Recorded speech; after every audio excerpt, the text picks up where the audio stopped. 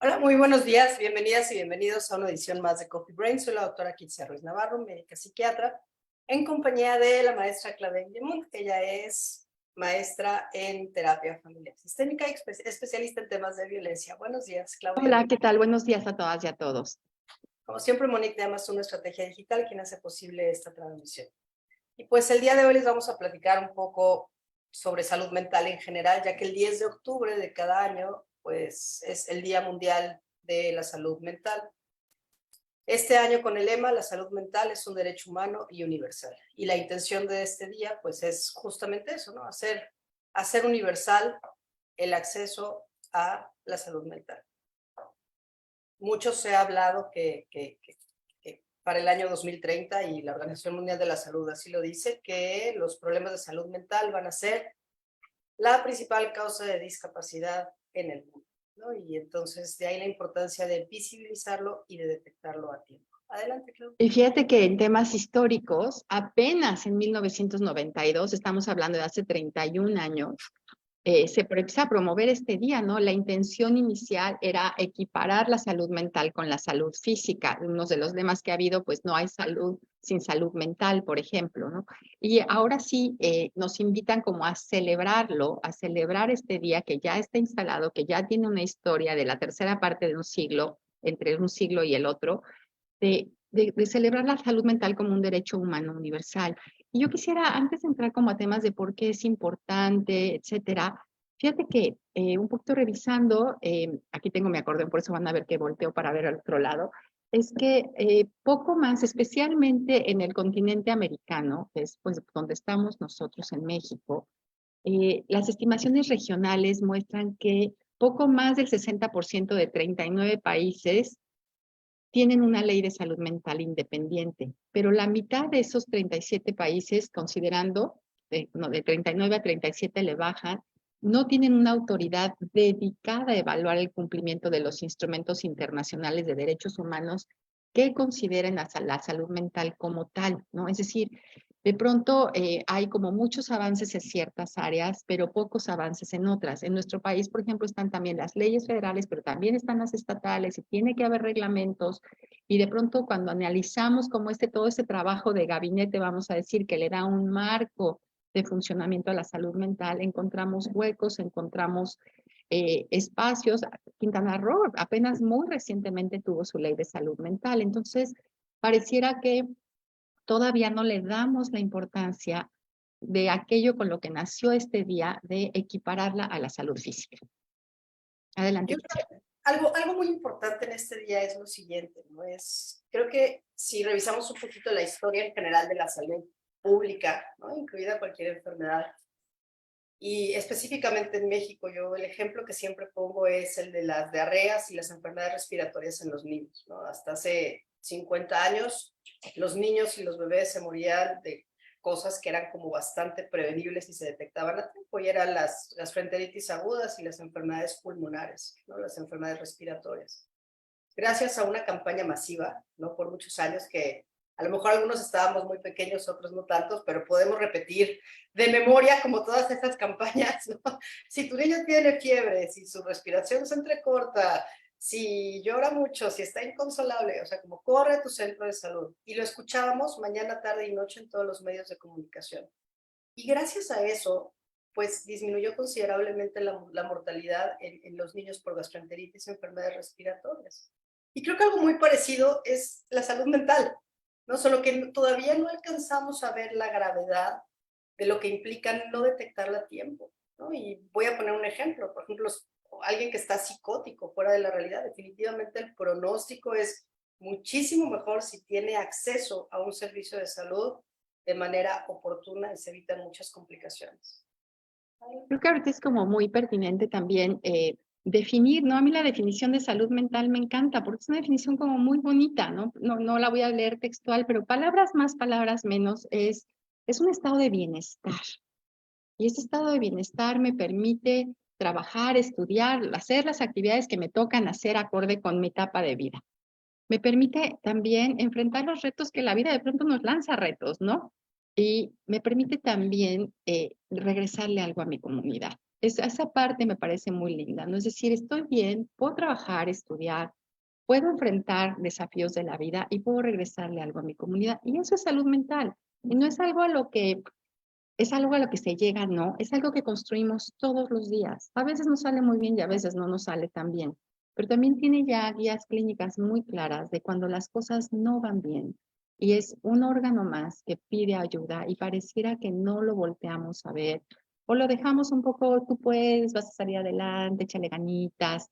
Y fíjense, pensando en estadísticas, ¿no? Para empezar a entrar un poquito en números. En México sitúan el aumento de los trastornos ansiedad y depresión como dos de muchos temas de salud mental en más de un 25% durante el primer año de la pandemia, un 31 y 35% para el segundo año y para el año pasado ya estábamos en el 39, ¿no? Ok, ya no estamos en pandemia. ¿Realmente bajaron esos números? No. ¿Por qué? Porque además mucha gente, como decías bien, primero entender lo que está pasando y segundo, saber a dónde acudir. Adelante, Kitsi. Creo que voy a retomar un poquito lo de pandemia, ¿no? Y cómo de pronto las políticas de salud terminan como no funcionando. Creo que si algo a lo que se hizo énfasis cuando nos avisaron de la pandemia y cuando nos dimos cuenta que esto avanzaba, avanzaba y no regresábamos y nos salíamos, fue los temas de salud mental. Y pese a que se hizo como mucha difusión, la falta de acceso a los servicios de salud terminó dándonos como estas cifras al día de hoy, ¿no? Porque sí nos daban, a ver, sí nos daban información y sí nos decían qué tenía que hacer, ¿no? Y en estas, ay, no sé cómo llamarles, ¿no? Pero no eran conferencias de prensa, pero en estos informes de todos los días a las 5 de la tarde se hablaba siempre de salud mental. Pero ¿qué quedó corto? El acceso el acceso a los servicios, la infraestructura. Y creo que estos días son muy importantes como para invitar también a todas las autoridades, gestores de políticas, a que de verdad se necesita como incrementar ese presupuesto, no solamente en salud, sino en salud mental. Es que no nos damos abasto. Estoy pensando en también como el cambio que ha tenido la atención, ¿no? Yo me acuerdo de algún maestro que nos decía, pues es que así es siempre, ¿no? Psiquiátricos y cárceles a las afueras de los pueblos, ¿no? Y no, hoy sabemos que es un espacio de atención psiquiátrica dentro de los servicios generales de salud. ¿Por qué? Porque son pacientes que requieren cualquier cantidad de atención y que es un paciente que en crisis sí puede ser algo que nos angustie muchísimo, pero pasando la crisis pues es un paciente que requiere recuperación, probablemente un poquito más larga que en otras enfermedades. Y miren que tenemos enfermedades largas, largas, largas, por ejemplo, como el cáncer, ¿no? Pero sí es un hecho que, además de la falta de infraestructura, de saber a dónde ir, eh, todos tenemos el mismo derecho a vivir una vida con dignidad, con equidad, con igualdad, con respeto, y esto incluye sí o sí a las personas con problemas de salud mental. Y sin embargo, seguimos con estigma, discriminación, violaciones a los derechos humanos. Por ahí una doctora decía, no, a mis pacientes no les toca ni cama, les toca silla, ¿no? Ahí, ese, el de psiquiatría, ese, la silla 4, ¿no? Adelante, Kitsi. Hola, Corina, bienvenida. Creo que acabas de decir algo muy importante y quizá valga la pena como redondearle un poco porque de ahí yo sí tengo como varios comentarios, pero antes de ahondar un poquito más en esto, creo que estaría muy bueno saber qué es un derecho humano y por qué la salud mental es un derecho humano. Entonces, ¿qué podemos definir como un derecho humano? ¿No? Digo, yo lo puedo explicar a como lo entiendo, pero si me ayudan un poquito, ¿no? Es como algo inherente a nuestra existencia.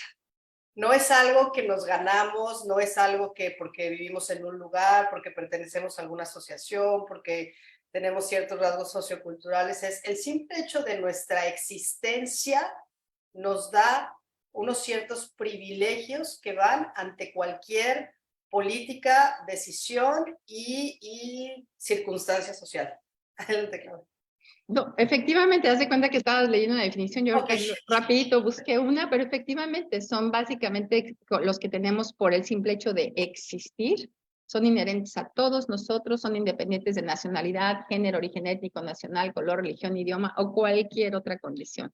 El simple hecho de ser humano te da esos derechos universales y en ese sentido la educación, la salud y la salud con la salud mental. No podemos separarlas, no hay una sin la otra. Y aquí parto de algo muy importante, ¿no? El hecho de tener un trastorno mental o un padecimiento psiquiátrico no nos define. Y eso es bien importante. Es como si me rompo un pie y me ponen un yeso y me tienen que operar, entonces ahora soy la de la fractura, ¿no? O sea, me llamo Kitsia la de la fractura, ¿no? Y que por tener una fractura, entonces voy a estar limitada al acceso a más cosas. Y desafortunadamente la salud mental o el padecimiento psiquiátrico así se vive. De pronto, si alguien llega al servicio de urgencias porque tiene cualquier padecimiento, ¿no? Porque se está infartando y a la hora que le hacen la historia clínica, ¿y qué medicamentos toman? Ah, no, pues tomo Prozac y tomo Tafil y, tiene depresión, tiene ansiedad. Ah, ok, mire, váyase a su casa, respírale a su psiquiatra y dígale que le ajuste el tratamiento. O sea, como en cuanto se menciona la palabra padecimiento psiquiátrico o medicamento, en automático la visión o el cómo aborda el médico al paciente cambia completamente. Y terminan minimizando su sintomatología, su malestar, su todo, y tristemente pasa, o sea, es que yo lo veo así, ¿no? Y esta es la gravedad. Si pasa entre profesionales de la salud mental, es que cómo son las circunstancias sociales para alguien que tiene un padecimiento psiquiátrico. Adelante. De hecho, parte de lo que pues ya sabes, la Organización Mundial de la Salud y la Panamericana de la Salud pues lanza cualquier cantidad de información, ¿no?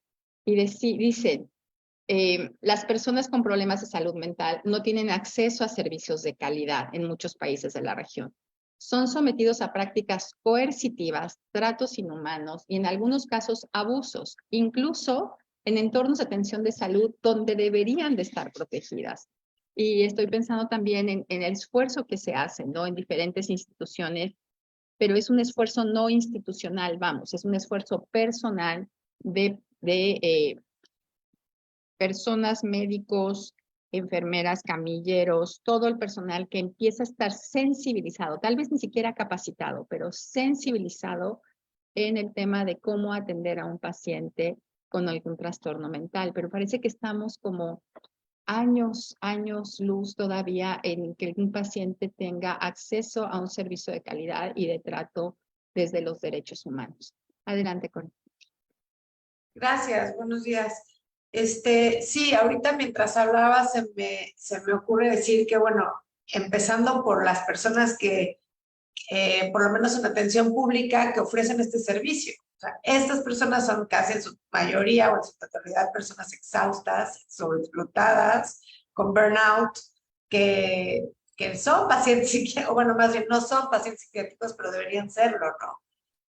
Personas que necesitan atención por el hecho del trabajo y del servicio que entregan. Entonces, sí se vuelve un círculo vicioso bien difícil porque uno se siente de repente atorado en una situación de falta de empatía y de vergüenza.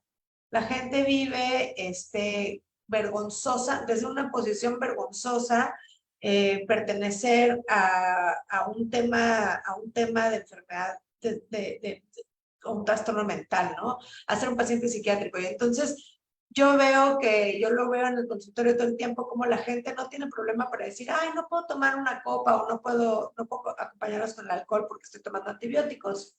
Pero les cuesta muchísimo trabajo decir, ah, estoy tomando antidepresivos, ¿no?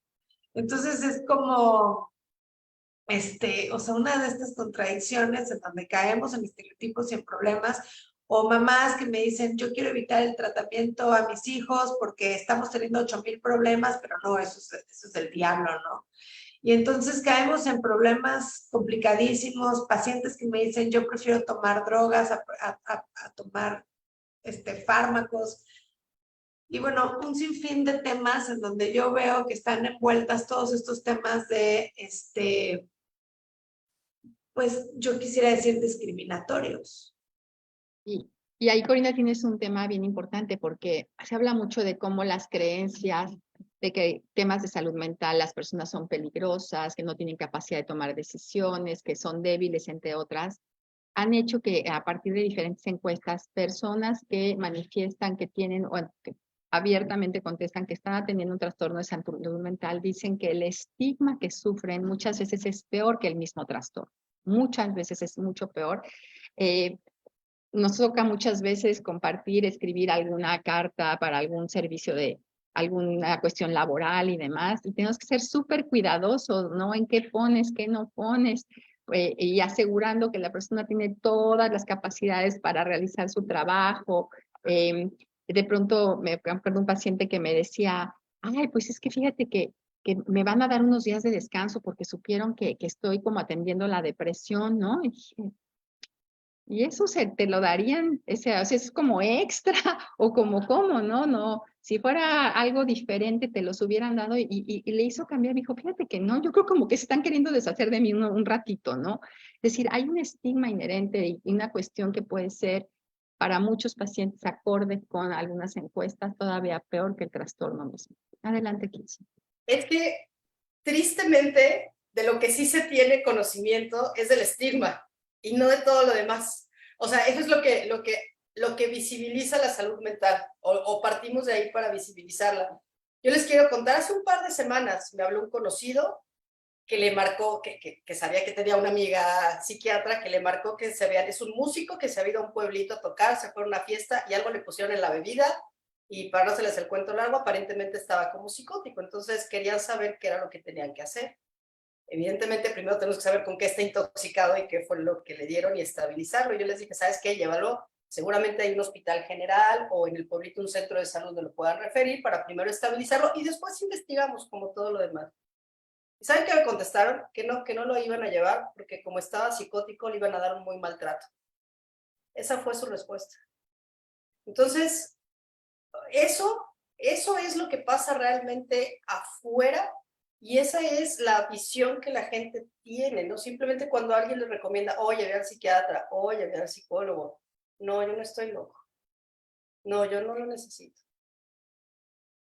Adelante, Claudia. Y en ese yo no lo necesito, fíjate, ahorita me estaba encontrando, hay dentro de la Declaración Universal de Derechos Humanos ya están identificados aquellos derechos que son más vulnerados ante las personas con problemas de salud mental. Por ejemplo, no se les considera iguales ante la ley, contar con las mismas oportunidades que el resto, no sufrir injerencias arbitrarias, tomar sus propias decisiones, participar en actividades sociales, ser protegidas en situaciones de riesgo, recibir una atención de calidad, respetar su integridad física y mental, respetar su privacidad, no ser inmovilizadas, aisladas o sometidas a acciones coercitivas. Es decir, dentro de toda esta gran gama de derechos, ya están estos que acabo de mencionar, que los tienen perfectamente identificados como aquellos que más se vulneran simplemente por ser un tema de salud mental.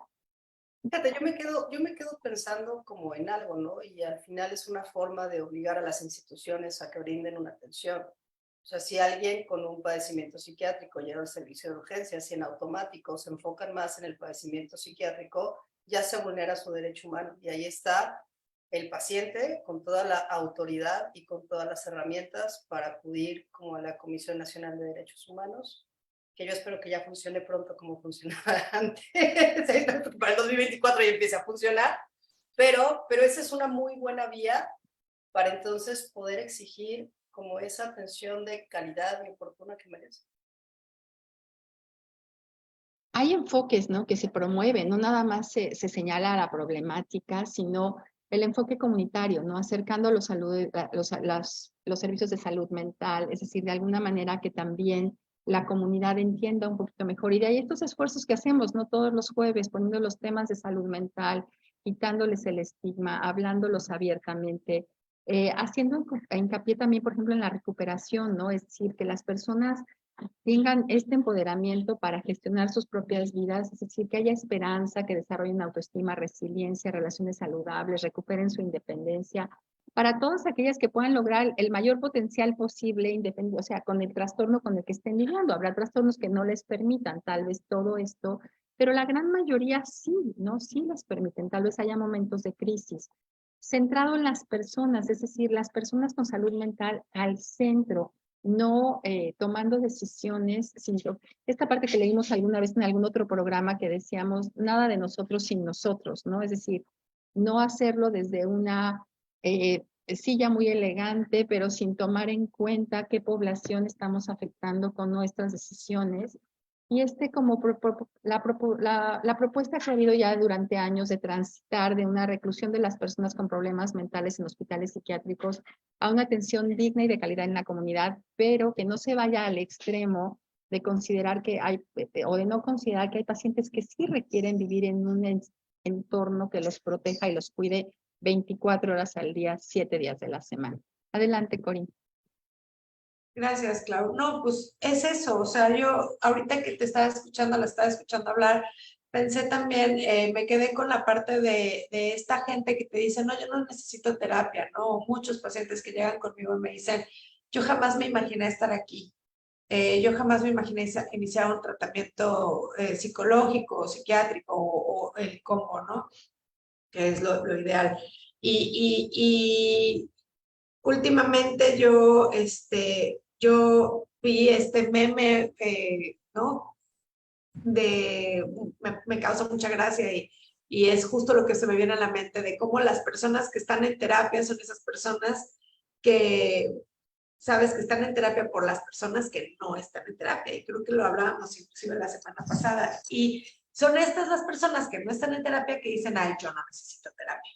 Entonces es como un círculo vicioso en donde ahorita mientras te escuchaba hablar yo decía, bueno, sí sabemos y sí tenemos claro que todos tenemos algo, ¿no? Y que quizás no todos necesitamos un tratamiento psiquiátrico, pero sí todos necesitamos apoyo de vez en cuando y de todos necesitamos ayuda y todos necesitamos como un poco de autorreflexión y no sé, conocimiento y autorreconocimiento.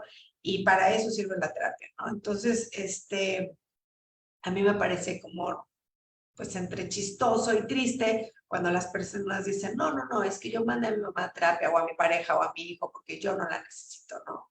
Es como casi irrisorio. Y también me quedo con un comentario que Kitsia nos hizo hace varios programas, en donde ella explicaba que recordemos que esto, a veces el tratamiento psiquiátrico es como una muleta, ¿no? Es como yo me rompo el pie y entonces por un tiempo necesito un yeso y necesito una bota y necesito fisioterapia, necesito muletas, pero y después pues me rehabilito y empiezo a andar, ¿no?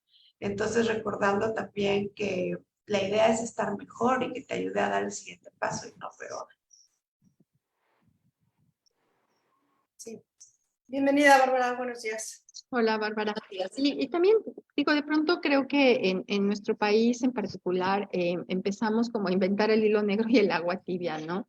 Y la realidad es que no hace falta, es decir, con que ahorita todos a la vuelta de un celular conectado a internet, miren, hay un plan de acción integral sobre salud mental, una política para mejorar la salud mental, estrategias para mejorar la salud mental, prevención de suicidio y además específicamente para el continente americano, una nueva agenda para la salud mental en el continente americano, cómo desinstitucionalizar la atención psiquiátrica en América Latina, entrenamiento virtual de instrumentos de calidad y derechos humanos en la salud mental. Es que ahí está la chamba, ¿no? Ahí está la chamba. Estas grandes organizaciones de las que formamos parte te dan como toda la infraestructura y te dicen, adáptala, cuéntanos cómo te fue, qué funcionó, qué no funcionó. Y pareciera que para nosotros es un tema de gobiernos y administraciones y no algo que ponga a las personas al centro, vele por sus derechos, jurídicamente trabaje para y no que parece que las personas tienen que estar tocando 20 puertas. Adelante, Kitsi. Cosas sí muy importantes que tengo que decir y no me las quiero quedar calladas, ¿no? Desafortunadamente, ¿no? A un año de que acabe este gobierno tenemos un retroceso como de 30 años. ¿No? Llegaron y hablando específicamente de lo que a mí me toca, conozco y he visto lo que han hecho en temas de salud y más de salud mental. Llegaron con una propuesta a tratar de descubrir el hilo negro que no existe, que como tú bien dices, ya hay como muchos lineamientos, que lo único que toca es ponerlos en práctica, no descubrir cosas que no nos van a llevar a ningún lado y que bueno, creo que recientemente estamos pagando las consecuencias y los pacientes más con el desabasto de medicamentos.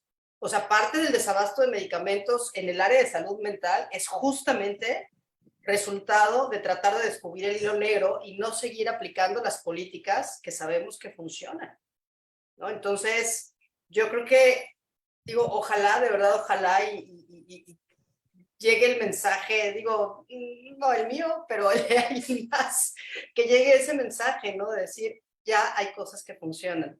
Y por otro lado, yo les quiero contar cómo visualizo los servicios de salud y más los de salud mental, ¿no? Yo le llamo la perversión del sistema.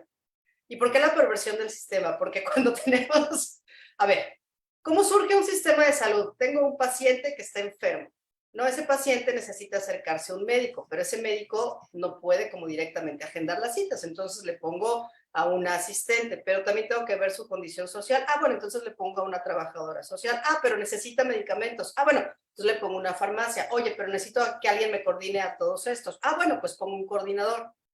Y ahora la perversión es que el paciente se tiene que adaptar al sistema administrativo que originariamente surgió para atender su necesidad. Y eso no solamente pasa en el tema de salud mental, digo, quizá ahí es, pues, es lo que nos toca a nosotros y es lo que vemos, pero en general es la tramititis y la burocratitis, porque es el paciente el que se adapta a los tiempos de las cuestiones administrativas. Entonces, nuestro servicio de salud lleva muchos años, décadas funcionando de esa forma. Por eso yo le llamo la perversión del sistema de salud. En donde si la intención es darle importancia y seguimiento a todo esto que engloba la salud mental, a lo que anteriormente pues no se le daba tanta importancia, sobre todo por el estigma, y ahora se está tratando de romper y se está tratando de normalizar y de incluir como la salud física. Si un paciente que ya tiene conciencia de enfermedad y ya desea buscar tratamiento se enfrenta con toda esta tramititis y burocratitis, pues es punto menos como para que se acerque y verdaderamente pueda encontrar lo que necesita, sobre todo en cuestión de salud mental o física. Si no se puede resolver esa necesidad que tú tienes, de ahí en adelante, pues ¿para dónde? Adelante, Clara. Y estoy también como yéndome, ya en que siempre hablo como del contexto, ¿no? Antes de pensar en temas familiares, genéticos, de contagio, todo esto que puede ser tan estigmatizante, hay ya investigación suficiente que nos dice ambientes seguros, con buen nivel educativo, con calles limpias, bien iluminadas, con espacios comunitarios, fomentando cultura, deporte, todo esto aboga también por salud mental. Es decir, son muchos los factores de protección, pero también los de riesgos que se tienen que combinar para que una persona con o sin carga genética pueda manifestar un trastorno de salud mental. Pero hay un tema de contexto que también promueve tanto la protección como el riesgo, ¿no?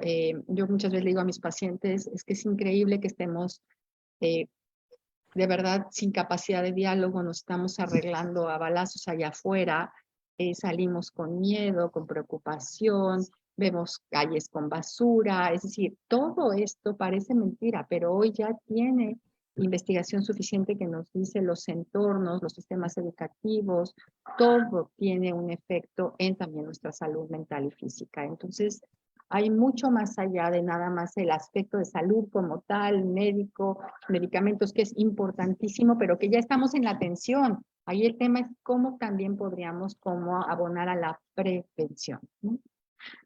Lo que tú comentabas, Claudia, recientemente, ¿no? En torno a la necesidad de implementar programas de convivencia dentro de los grupos en donde la gente convive o dentro de los grupos en donde la gente vive. Estábamos un poco para darles, estábamos platicando, ¿no? De cómo ha cambiado la dinámica, de cómo vivimos, los espacios que compartimos y que en temas de seguridad, la cantidad de recursos que ponemos también para sentirnos seguros. Y todo esto puede tener un efecto en nuestra salud mental, ¿no? Necesitamos vivir en comunidad y vivir de manera tranquila y protegida, y es algo que no estamos teniendo, entonces la gente no duerme bien, está con ansiedad, se siente sola, y todo esto nos va sumando a estos porcentajes horrorosos de casi la tercera parte de la población viviendo con trastornos de entrada de ansiedad y depresión, ¿no? Que es por lo que vemos gran parte del día en nuestra consulta. Sí, pues creo que justo la importancia de estos días, ¿no? Y yo creo en algo, mientras las personas que se encarguen de gestionar como todas estas políticas de salud no se acerquen a la trinchera y no estén en el día a día, cada vez veo yo como más lejano, ¿no? Y no en una postura desesperanzadora, ni mucho menos, ¿no? Pero se necesita muchas veces, cuando todo termina girando en cuestiones políticas, ¿no? Y partidistas, se necesita o demasiada empatía y humildad para poder voltear a ver hacia abajo o definitivamente estar en ese lugar o acercarse a la trinchera para verdaderamente sensibilizar y poder hacer algo que impacte, no solo en la visibilización, sino sobre todo en la prevención y la detección oportuna. Y de ahí la importancia, ¿no? De promover, celebrar, visibilizar estos días. Es el 10 de octubre, lo recordamos, es un tema de derechos humanos universales, es un área poco atendida, muy estigmatizada, y que pues invitar a todos, ¿no? Invitar a todos a que hablemos de salud mental, no pongamos los temas de salud mental sobre la mesa. Piensen en un salón de clases, en una familia, en una reunión familiar. Ese porcentaje no es allá afuera, ese porcentaje está en estos espacios que nosotros compartimos y convivimos. Y tampoco está en el gobierno toda la responsabilidad, ¿no? En las políticas públicas también está dentro de nosotros, en nuestros entornos de convivencia, en nuestras familias, con la gente con la que nos llevamos. Empezar a poner el tema sobre la mesa sin mayor prejuicio y al contrario, con el afán de crear mayor conciencia y dar importancia, visibilizar y acompañar. Sí, yo por eso creo que nunca hay que quedarnos callados, ¿no? O sea, siempre hay que hablar. Esto me ha generado jitomatazos y de pronto como muchos problemas, ¿no? Pero al final no es que sea una señora metiche, ni mucho menos, pero al final siempre me ha gustado como esta parte de las causas, ¿no? Y no lo voy a dejar de hacer, y no lo voy a dejar de hacer, y a veces, pues sí, voy a preferir como un desplante o una mala cara al decirle a alguien que quizá necesite algo o que quizá deba de acercarse a alguien antes de como dejarlo pasar y verdaderamente promover como la invisibilización, ¿no? De decir, no veo, no es mi tema, no me importa, no me interesa. Pero sí tienes cierta responsabilidad porque ya conoces los efectos. Claro, pero a lo que voy, no, claro, pero a lo que voy es que hay muchas personas que aún sabiendo que tienen como esa responsabilidad, prefieren como no verlo. Sí. ¿No? Y, o sea, es como esa parte muy egoísta y ese sentido de comunidad que se ha perdido, ¿no? Porque es real, o sea, quien tiene como esa responsabilidad muchas veces no lo hace. Sí, o sea, pues, no sé cómo para dónde vamos cerrando, comentarios finales. Sí, claro, yo creo que es importante mantenerlo en qué bueno que existe ya un día, qué bueno que habemos quienes hacemos hasta algo de activismo en estos temas, que ponemos recursos, tiempo, como dicen las 3 T's, ¿no? Talento, tesoro, tiempo para poner estos temas sobre la mesa, que estamos en la trinchera en el día a día, que vemos los déficits, las deficiencias, pero que también vemos lo esperanzador de los pacientes que se apegan al tratamiento y que buscan alternativas y que además se vuelven ellos también como estas voces más públicas a favor del tratamiento, la prevención, la atención en la salud mental. Gracias. Pues feliz día, sobre todo porque es una labor compartida y resalto la labor de equipo. Qué importante es la familia que acompaña al paciente, pero también el médico tratante o el psicólogo tratante. Cómo es importante apegarse a la confidencialidad y sí visibilizar, pero siempre respetando pues la vida de la familia y la familia del paciente y pues yo creo que sería también tema de otro programa. ¿Qué tanto siendo nosotros profesionistas de la salud mental tenemos libertad de poner cuestiones que a veces rayan en la confidencialidad, no confidencialidad de nuestros pacientes con el afán de visibilizar cualquier tipo de condición, ¿no? Y hasta qué punto, pues de verdad es mucho mejor manejarlo con discreción, teniendo en cuenta que no es porque se esté ocultando o porque no se quiera hablar del tema, sino porque, pues en todos los temas de enfermedad, me parece, o de condición que tienen y que modifican el estado del ser de la persona, sí son y deben ser tratados con mucho, mucho respeto. Sí que es todo un tema, porque te estoy escuchando y se me vinieron 3, 4, 5 ideas, así como locomotora, pero sí podría ser como algo que debemos platicar más adelante, ¿no? Entonces, Corina tenía por acá un comentario final. Adelante, Corina. Sí, simplemente como recordar, como siempre lo decimos a final de cada programa, ¿no? Que si necesitas ayuda, pienso más importante priorizar, ¿no? Tu salud mental que cualquier estereotipo o estigma que pueda tener tu familia o en el trabajo, incluidas las personas que otorgan este servicio de cuidado a un paciente. De plano se vale decir ya no puedo más, ¿no? Y pedir ayuda y acercarse y pues agarrar el toro por los cuernos. Como bien decía Bárbara, todos somos parte del programa, todos somos parte del sistema. Levantemos la voz desde nuestra trinchera y empezando por reconocer que quizás yo también necesito ayuda, ¿no? Voy a repetir esta frase que puso acá Corina, porque no formes parte de la estigmatización y si necesitas ayuda, pídela, ¿no? Creo que con esto podemos como cerrar. Muchas gracias a todas y a todos los que nos acompañaron. Muchas gracias por sus comentarios. Gracias, Claudia, Bárbara, Corina. Monique de Amazon Estrategia Digital, quien hace posible esta transmisión. Si alguien desea contactar con las integrantes del equipo de Brain and Mind, puede encontrar la información de cada una en www.brainandmind.mx. Les recuerdo que el programa queda grabado en YouTube, Facebook, Instagram, por si lo quieren ver después y compartir con alguien más. Y nos vemos la próxima semana, misma hora, por los mismos medios, con más temas de salud mental. Gracias y hasta la próxima.